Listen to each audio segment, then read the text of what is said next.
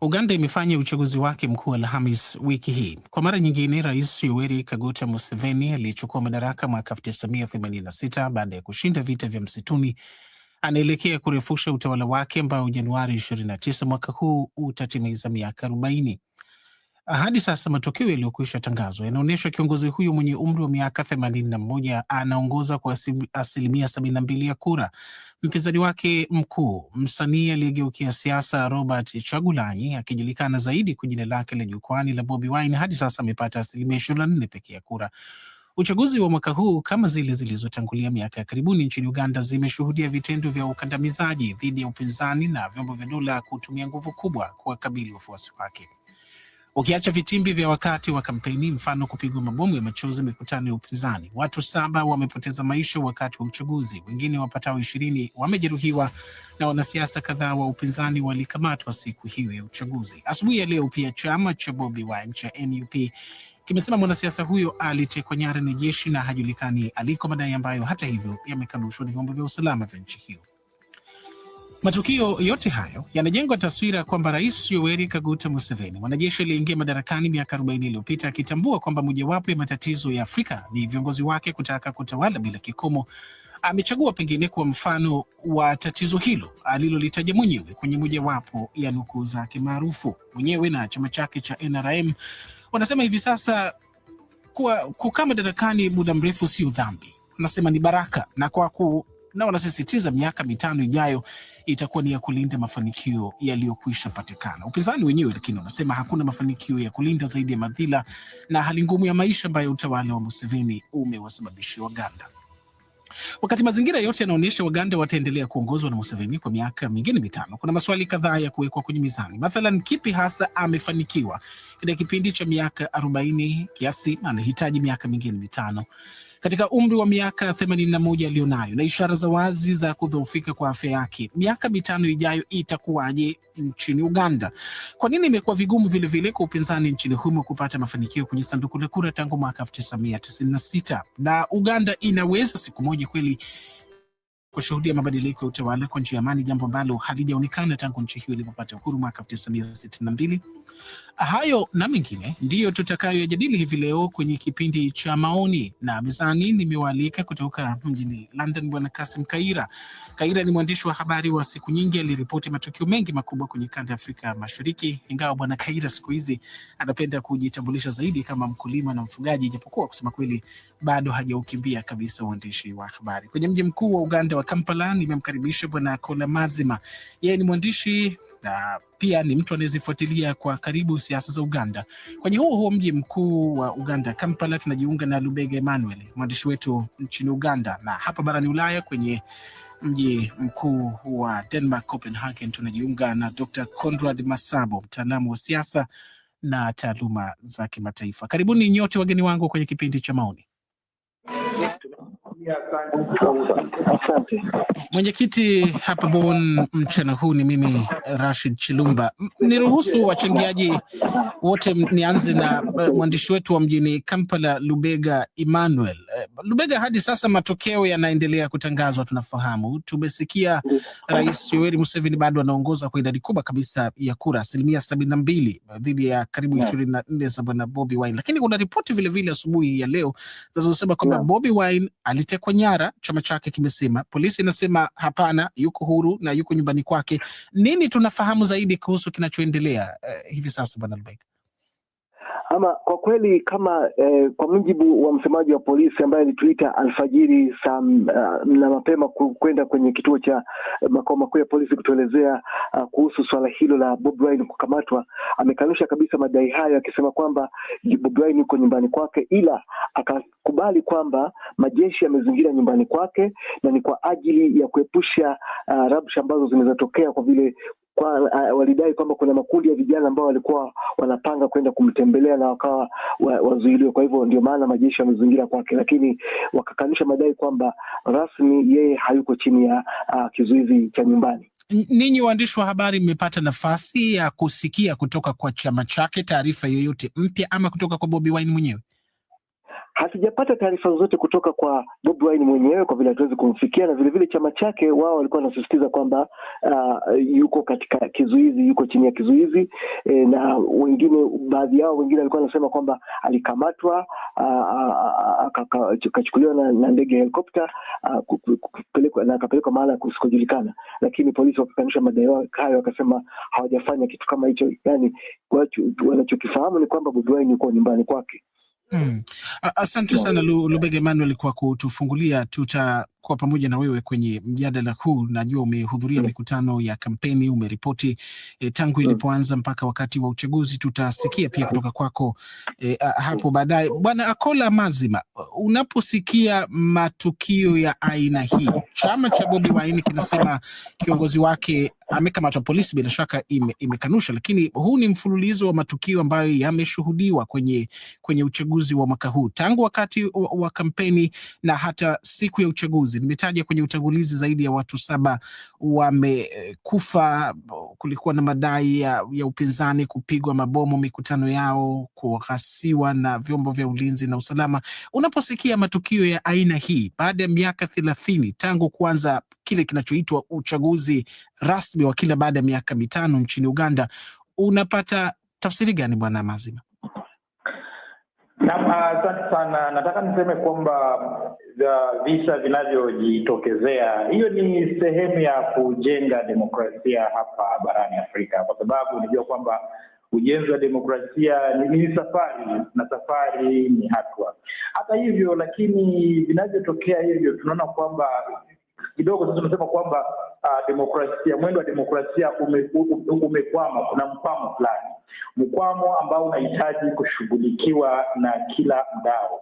Mara nyingi huwa nawakumbusha viongozi walioko madarakani na hasa na viongozi wa upinzani kwamba Rais Yoweri Museveni alipoingia madarakani, yani vile vita vilivyomuingiza madarakani, walikuwa na wimbo mzuri aliokuwa akiimba sana. Ulikuwa naenda hivi: kazi ngumu tuliofanya na wananchi wenyewe, kumondoa adui, kumupiga adui na kumondoa Uganda. Kwa hivyo wimbo huu unaashiria kwamba shughuli yoyote ile walioifanya ukombozi wa Uganda ilikuwa kwa maslahi ya wananchi wa Uganda na ilikuwa kwa usaidizi wa watu wa Uganda, ikimaanisha kwamba wanajeshi na viongozi popote pale wanapofanya kitu ambacho hakiwahusishi watu, ambacho hakitei maslahi ya watu, inakuwa ni dosari kubwa sana. Kwa hivyo kulingana na haya yanayoendelea, mimi nasema kwamba kila kiongozi popote pale alipo, wale wenye nguvu na wale ambao hawana nguvu, wajitathmini, wajue kwamba silaha kubwa katika uongozi ni nia na maslahi ya watu. Na pale usipotetea maslahi ya watu, jua kwamba watu wanaweza wakanyamaza, lakini kama Waswahili wanavyosema, mwanzo wa ngoma ni lele, na ngoma ikilia sana upasuka. Sana. Bwana Kasim Kaira, Bwana Mazima anasema kazi ya siasa inatakiwa itizame maslahi ya watu. Bila shaka chama cha Museveni cha NRM kinasema maslahi ya watu ni kazi aliyoifanya kwa zaidi ya miaka 40. Ndio maana hata sasa tunaona matokeo ya uchaguzi yanaashiria atapata ushindi mnono. Hivi sasa anaongoza kwa zaidi ya 72%. Si ndio maslahi ya watu hayo anamzawadia ushindi? Ndio, na ndani ya chama ndivyo watakavyosema kwamba hilo ni jibu lililotoka kwa watu kutokana na yale ambayo yamefanywa katika miaka hiyo 40. Shida ni kwamba unapoangalia njia iliyopelekea safari hii kwenda kufikia wakati huu, uchaguzi, kampeni pale ilianza kwa mwendo wa pole sana, kiasi kwamba nilianza kupokea ujumbe na watu mitandaoni wenyewe wakiwa ni kama wanachochea, wanasema kampeni mbona haina ladha yoyote. Yaani kuwa kampeni zilikuwa zimeanza kwa amani, wagombea wanaingia maeneo tofauti, hamna shida. Watu wenyewe kani kama kidogo wanalalamika kwamba walikuwa hawajapokea chumvi, yaani walikuwa bado hawajaweza kukinukisha. Kampeni ilipoanza kushika kasi na kukaribia uchaguzi wenyewe, tuliona maneno tofauti ambayo yameenda yakijitokeza, vurugu, vitendo vilivyofanya na idara za usalama, yani hasa polisi na wanajeshi, vitu kidogo ambavyo vilitia dosari katika njia na kuelekeza kwamba safari iliyokuwa inakaribiwa ilikuwa labda itakuwa ngumu, lakini hata hivyo haikuzuia watu kujitolea katika maelfu na maelfu kuingia barabarani kuonyesha ushabiki wa wagombea tofauti, ikiwemo na wagombea wa rais, washabiki wa Rais Museveni wenyewe, lakini zaidi wale wa upande wa NUP ya Kyagulanyi maarufu kwa Bobi Wine. Yaani kufikia wakati wa uchaguzi kwenyewe taswira ilikuwa kidogo, maanake ilikuwa kwa mtu ambaye amezoea uchaguzi. Mimi nimefuatilia chaguzi za Uganda tangu uchaguzi wa kwanza kabisa mwaka 1996 ambapo nilikuwa ndio nimemaliza chuo na nilishughulika ndani ya kampeni ya uchaguzi. Nilikuwa katika vyama ambavyo vilishiriki katika uchaguzi huo, manake ikawa hapo niliingia ndani kabisa na kuona siasa zinazofanyika ndani, especially ya control center, niseme kwamba ni tallying center lakini control center ya chama. Na baadaye sasa kuanza kufuatilia kwa karibu kama mwandishi wa habari 2001, 2006, 2011, 2016, uchaguzi huu wote nimeufuatilia, na unaona kidogo kuna vitu ambavyo vinajitokeza kidogo ambavyo ni vya Bwana Kaira, vitu hivyo ni vya kuboresha, ama ukilinganisha uchaguzi wa mwaka 1996 ambao ulikuwa ni wa kwanza baada ya Museveni kuingia madarakani miaka 10 iliyotangulia, ukiulinganisha, unataka kusema wa mwaka huu una nafuu? Hamna nafuu, unaendelea kuwa mgumu, manake upinzani na ushindani umeendelea kupata nguvu zaidi. Mwaka 1996 ilikuwa ni marehemu Paul Semogerere ambaye alikuwa mkuu wa chama cha Democratic Party na ambaye hata alikuwa amekuwa waziri ndani ya serikali ya Rais Museveni chini ya movement, lakini baada ya kubali msimu wa vyama vingi basi akasimama kama mgombea wa chama cha Democratic Party. Upinzani licha ya kuwa DP ilikuwa na nguvu kidogo, lakini bado upinzani ulikuwa ni mdogo. Rais Museveni bado alikuwa anapeperusha bendera kabisa ya kupendwa ndani ya taifa. Ilivyoendelea polepole mwaka 2001, 2006 kwenda kuona Dr. Kizza Besigye na yaliyotokea, kufikia mwaka 2011 uchaguzi ulikuwa unaanza sasa kuwa ni kitu ambapo hasa idara za usalama zilianza kujishughulisha zaidi. Pale mwanzo ilikuwa hamna haja labda ya kwenda kuonekana majeshi na kadhalika, lakini kama kwenda kufikia leo hivi kuona usalama ambao umewekwa mabarabarani, mitaani, kwenye vitongoji, unaona kwamba ni hali ya kujaribu kuzuia upinzani ambao umeendelea kupanda kwa kila siku, yani kwa kila uchaguzi. Na zaidi nafikiri shida kubwa mara nyingi inatokea kwa watu kuwa na matumainio makubwa. Yani kila mgombea anapoingia katika uchaguzi anajua kwamba lazima atashinda. Asante Kaira. Bwana Conrad Masabo hapo Copenhagen, nilivumilia kidogo, nitakuja kwako. Nataka nirudi kwake Lubega Emmanuel, atuambie matokeo yanaendelea kutangazwa, inaonyesha Museveni anaongoza, tumesema zaidi ya 70%. Hali jumla ya mapokeo wananchi nchini Uganda ikoje kutokana na matokeo hayo? Kwa kweli wananchi wanaendelea kupokea matokeo hayo kwa mshangao mkubwa, manake si hata ni mshangao, ni mshtuko, manake chama cha NUP walichotarajia kwamba kitafanya vizuri zaidi safari kinazidi kufanya vibaya, na vile vile chama cha tawala kinazidi kujimarisha hata kwenye ngazi ya wabunge, ambapo nafasi kadhaa, viti kadhaa ambavyo vilikuwa vya upinzani vilichukuliwa na chama tawala. Lakini kwa hali jumla ni kwamba maoni yao ni kwamba jinsi matokeo hayo yalivyokuwa kitolewa, wana mashaka nayo, manake hali ya kuyachuja yale matokeo, kuyajumlisha alafu kuyawasilisha inachukua muda mrefu katika sehemu zingine, alafu mambo ambayo yamejitokeza wakati wa kuhesabu kura katika sehemu mbalimbali ambapo pametokea vurugu hapa na pale, na hata watu kuuawa katika sehemu kama kule Butambala, ni kitu ambacho kinaleta hofu na mashaka kuhusu matokeo hayo. Asante Bwana Lubega. Bwana Conrad Masabo, unapoumulika uchaguzi wa mwaka huu wa Uganda, na tumesikia wachangiaji wa mwanzo wamezungumzia na wametupa picha jinsi ilivyo, unaweza kuulinganisha vipi na hali ya siasa za ushindani kwenye kanda ya Afrika Mashariki? Nchini Uganda bado tunasikia upinzani unaandamwa, mikutano inapigwa mabomu, kiongozi wa upinzani anadai kwamba amezuiwa ndani ya nyumba yake asitoke wakati matokeo yanaendelea kutangazwa. Unapata taswira gani Bwana Masabo?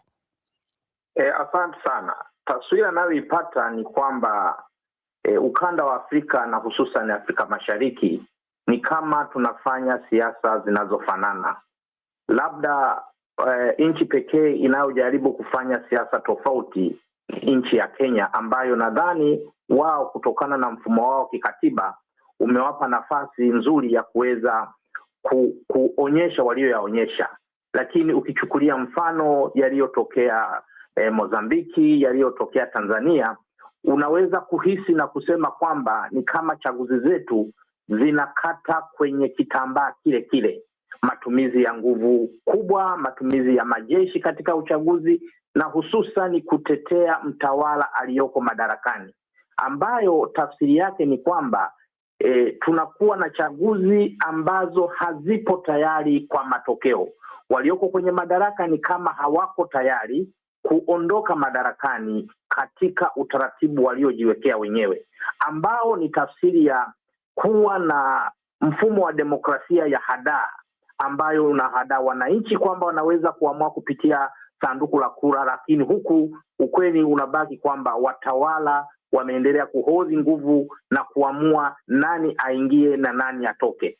Kwa hiyo ukiondoa nchi kama Zambia, Malawi ambazo zimefanya vizuri zaidi katika kubadilishana uongozi, kwa nchi kama Tanzania na Uganda tunaona kwamba vyama vile vinavyojiita vya ukombozi, vyama vimeendelea kuhodhi mamlaka na kuweka mbinu mbalimbali za kuweza kuhakikisha kwamba vyama hivyo vinabaki madarakani.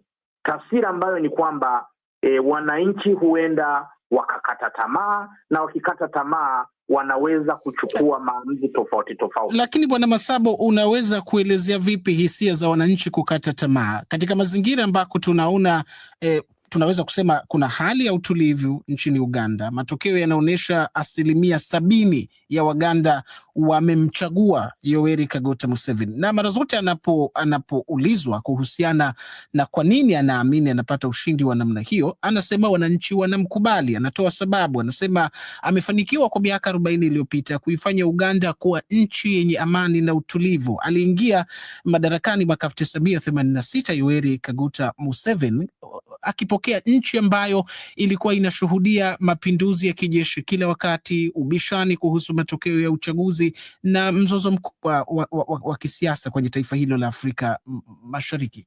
Kwa nini wasimchague aendelee kubakia? Asante. Uchaguzi, nadhani changamoto tunayoipata ni kutafsiri demokrasia kama tukio la siku ya kupiga kura. Demokrasia tunatakiwa tuielewe zaidi katika mchakato wake. Kwa mtu yeyote aliyekuwa akifuatilia kampeni za uchaguzi au utawala nchini Uganda, mara kadhaa mpinzani mkuu Bobi Wine amekuwa akikumbwa na kadhia nyingi ambavyo ni viashiria kwamba ni nchi inayoruhusu mfumo wa demokrasia, lakini haiko tayari kuruhusu mfumo wa demokrasia. Tunachokipata kama matokeo hakiwezi kuwa au kuakisi kwamba watu wamemkubali. Tukumbuke katika mifumo ya siasa za Kisovieti kuna msemo unaosema mtu muhimu zaidi ni anayetangaza uchaguzi, sio aliyepiga kura wala sio aliyehesabu kura, bali yule anayetangaza uchaguzi. Sasa katika nchi ambazo taasisi zetu zinazosimamia uchaguzi haziaminiki na hazikubaliki kwa wananchi, na mara nyingi zimeegemea katika mfumo utawala ulioko madarakani, ni vigumu kutumia kigezo cha ushindi au kura zilizohesabiwa na taasisi hizo kama kipimo cha rais kukubalika.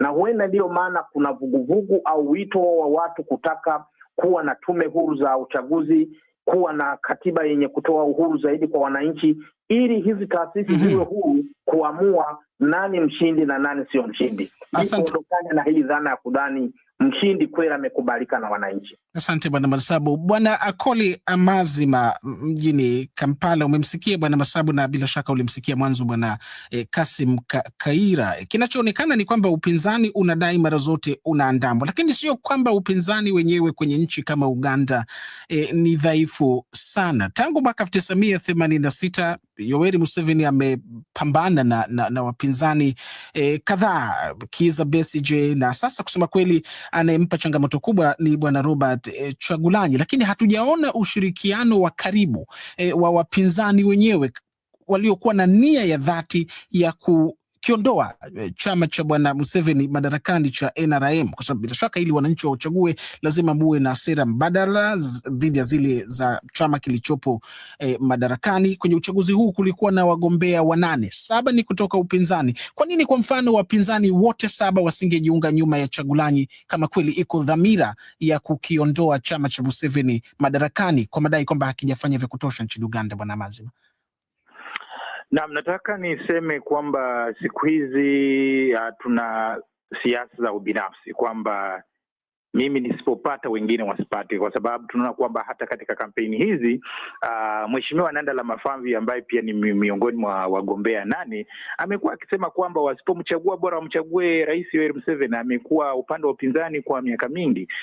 Tumeona wapinzani wa zamani kama Mheshimiwa Norbert Mao sasa hivi wamejiunga na Rais Yoweri Museveni. Kwa hivyo ule ubinafsi umewaingia wanasiasa wa upinzani. Lakini pamoja na hayo, tujue kwamba wengine tunaweza kusema kwamba kulikuwa na njama ya kusema kwamba basi wapinzani wajitokeze kwa wingi ili Rais Museveni na chama chake tawala wawanyime nafasi ya kushinda uchaguzi katika duru ya kwanza, maanake wasipate 51% ambayo itakubali ambayo itamruhusu kutangazwa moja kwa moja kama mshindi. Na kwa hivyo tunaona kwamba pia hiyo mbinu imeshindikana. Lakini na kwa upande mwingine, unajua kushindana dhidi ya vyama vya mapinduzi ambayo tuna kama Frelimo, tuna ANC, tuna ZANU-PF, tuna NRM na CCM Tanzania. Ukiwa unashindana na vyama vya mapinduzi, vyama vya upinduzi mara nyingi inakuwa vigumu kutenganisha chama cha mapinduzi ambacho kiko madarakani na vyombo vya dola.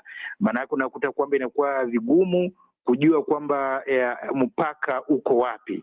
Kwa hivyo wale ambao wamejikuta wanashindana na vyama kama hivi wanakuwa na mzigo mkubwa sana, wanakuwa na safari ndefu sana.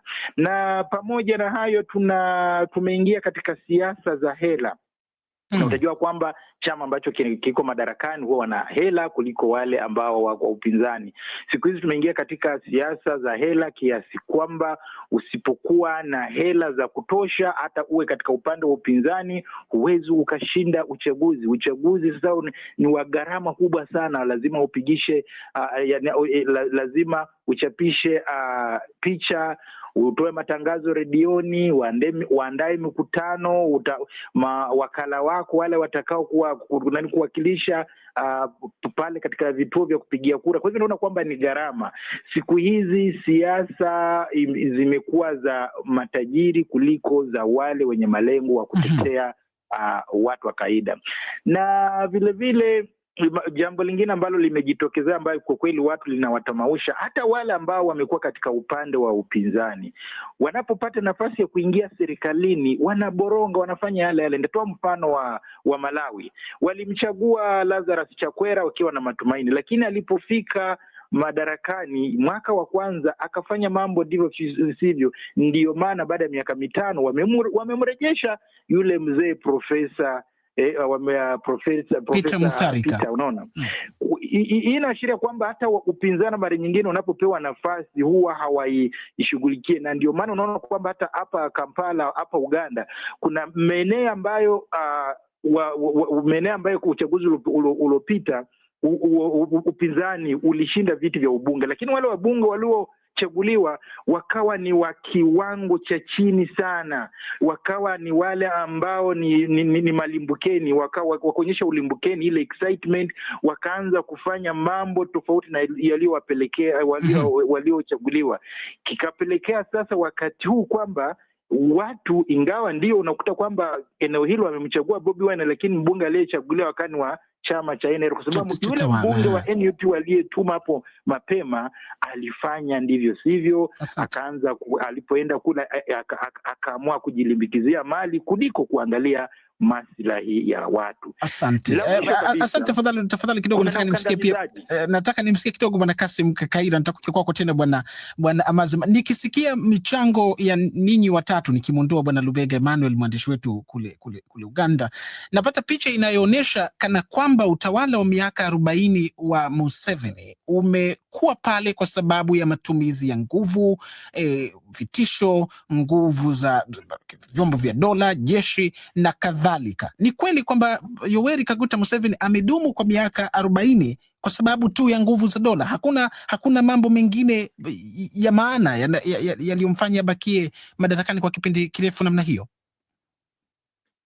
No, sidhani kwamba hiyo ndio taswira ambayo tumetoa, lakini tulisema vile uchaguzi umeendelea kutoka uchaguzi mmoja kuingia mwingine, na vile Rais Museveni anaendelea kukaa madarakani kwa muda mrefu, inakuwa vigumu kidogo kubakia na kuweza kuchukua na kuhimili uchaguzi katika njia ambayo iko huru na wazi.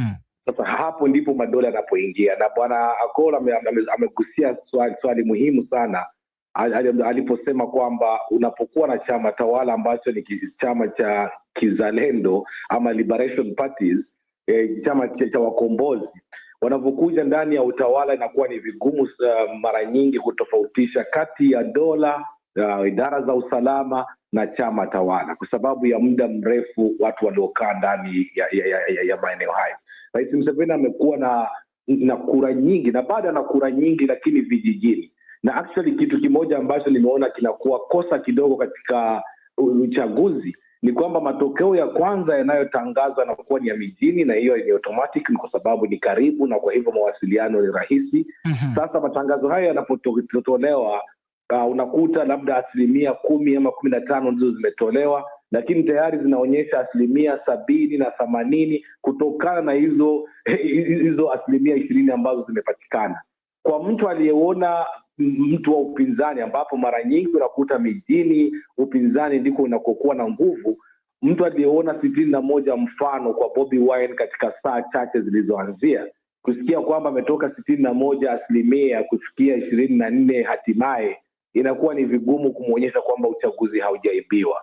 So na hilo nalo ni labda ni kitu cha kuangalia hicho, lakini mwanzo ulikuwa ni rahisi. Kila uchaguzi unapoendelea na upinzani unaendelea kuwa mkali, unapoona nguvu ambazo Bobi Wine amekuja nazo, tofauti kidogo na Kano Dr. Kizza Besigye. Kizza Besigye naye alikuwa na msisimko mkubwa. 2011 ilikuwa ni hatari kabisa. Kufikia 2016 ulikuwa unaona ni tofauti, lakini baada ya hapo Bobi Wine amekuja sasa na vijana wote.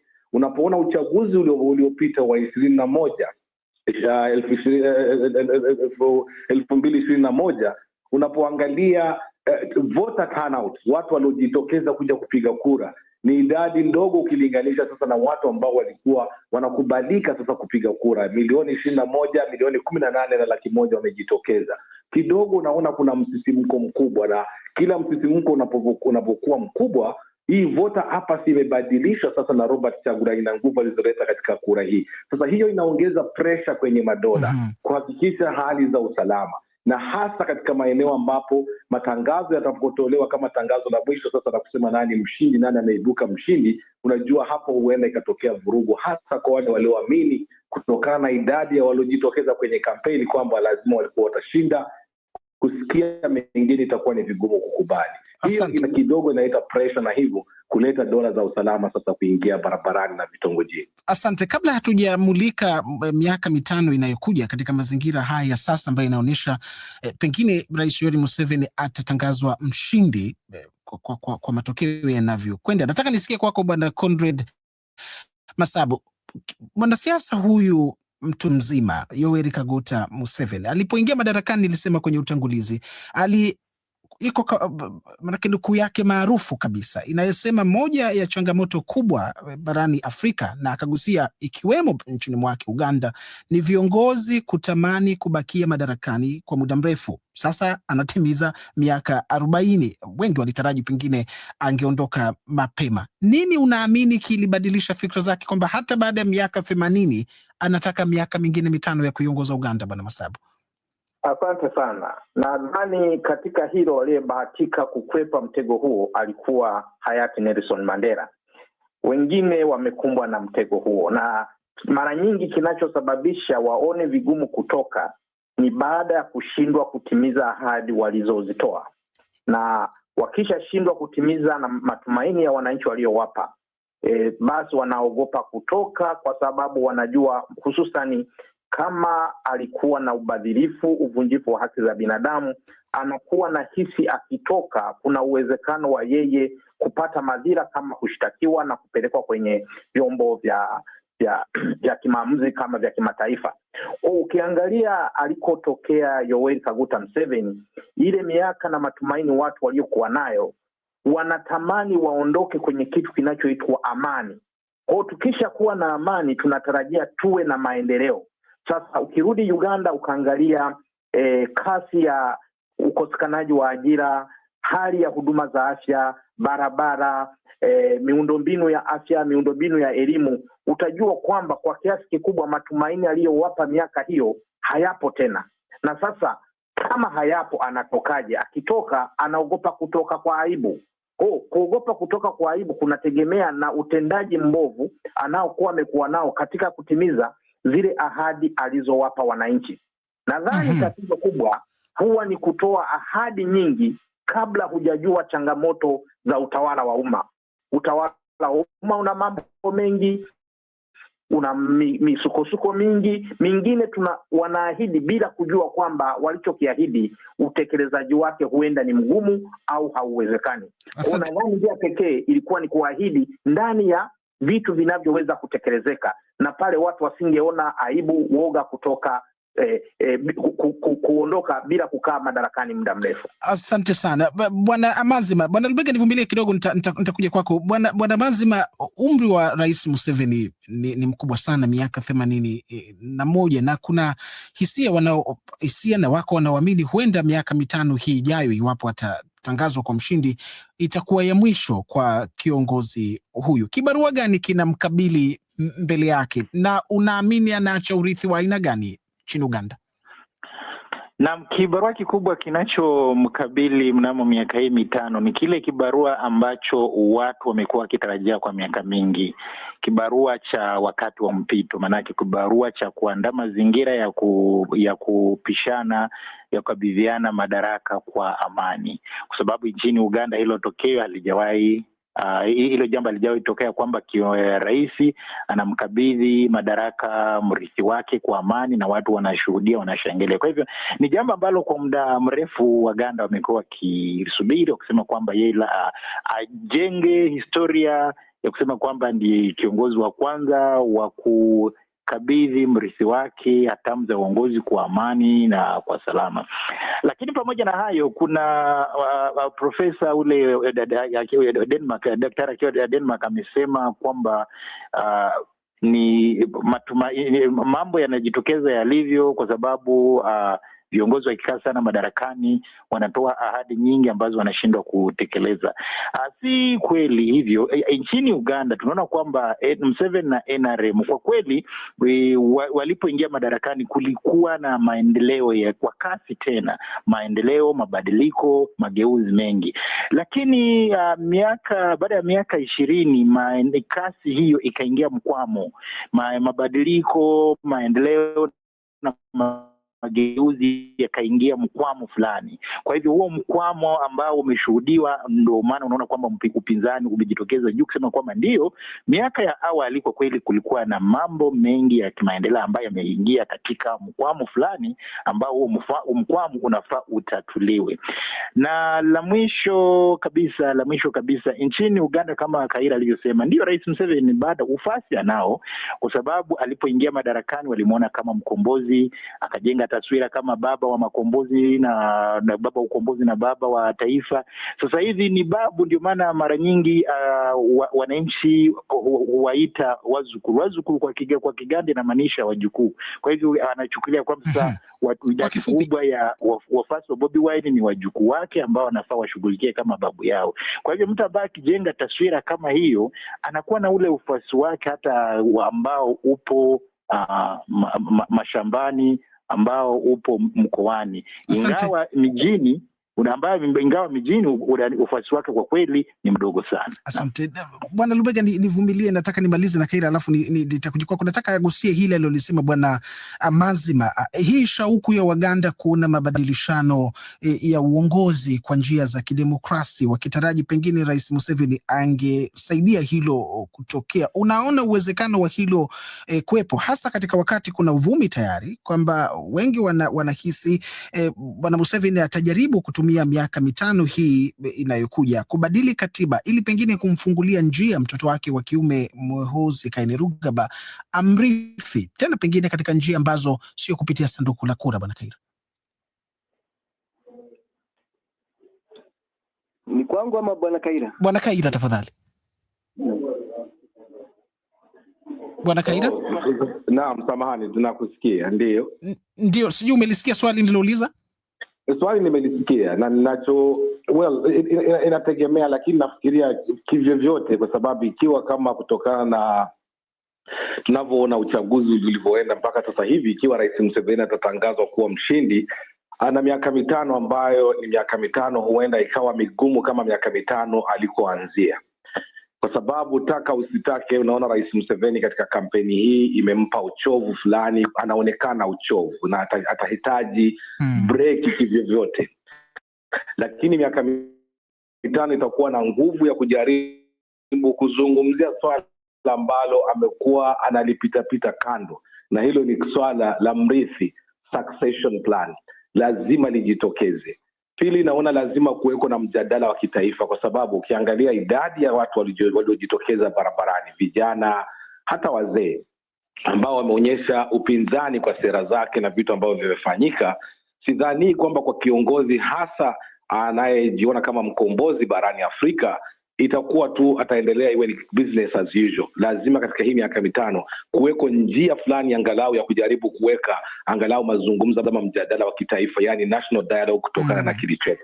Yanayozungumziwa ni kwamba kutajaribu kuwekwa njia ambayo labda kikatiba waweke njia ya kwamba badala ya rais kuchaguliwa moja kwa moja kama inavyofanya sasa, kutumia wabunge, na kwa hivyo ikiwa chama tawala kina wabunge wengi inakuwa ni rahisi hivyo kuweza kumleta mwanawe. Hayo ni mojawapo ya fikra ambazo zimeletwa, lakini itategemea kwanza kama litaweza kupitishwa bungeni. Lakini naona hiyo huenda labda kwa Waganda ikawa vigumu, lakini hasa kwamba katika mijadala itakayokuwa katika hii miaka 5 kuna lazima mabadiliko ya kikatiba ambayo wanataka kuleta, miswada ambayo lazima ibadilishe. Asante sana Bwana Kaira. Bwana Lubega, tutarajie shamra matokeo yatakapotangazwa, manake kama hali itakuwa hivi, atatangazwa mshindi kwa 70% na zaidi, watu inabidi waingie vitani kuonesha furaha kama uchaguzi ulifanyika kwa misingi ya uhuru na haki.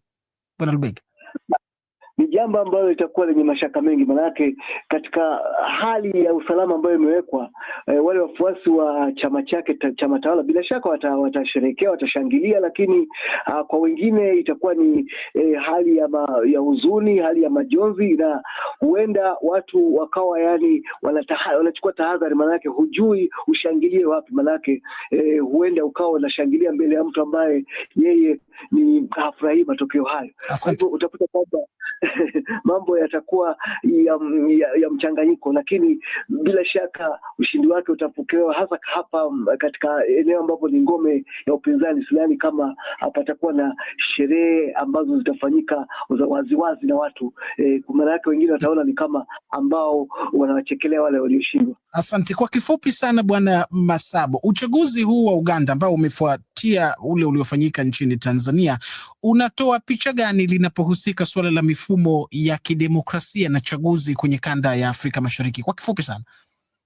Na inaashiria kwamba tunahitaji mabadiliko makubwa ya mifumo yetu ya kiutawala, hususan katiba zetu na sheria zinazohusika na uchaguzi. Na kwa nchi kama Tanzania tunapaswa kuongeza umahiri wa kiraia ili waweze kubeba mchakato huu wa kidemokrasia ipasavyo kama walivyoonyesha wananchi wa Uganda. Asante sana, na kwa nukta hiyo ndio tunakifunga kipindi cha maoni mbele ya meza ya duara kutoka hapa idhaa ya Kiswahili ya DW mjini Bonn.